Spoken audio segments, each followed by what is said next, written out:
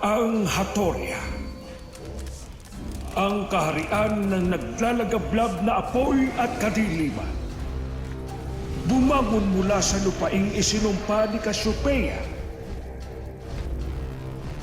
sa pamumuno ng mabagsik na si Hakon. Nagbabadyang maghiganti at sakupin ang buong Encantadia.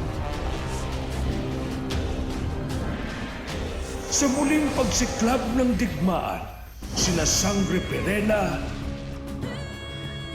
Amihan, Alena at Danaya, mga anak ni Inang Reyna Minea, tagapangalaga ng 4 na makapangyarihang brilyante ng apoy, hangin, tubig at lupa.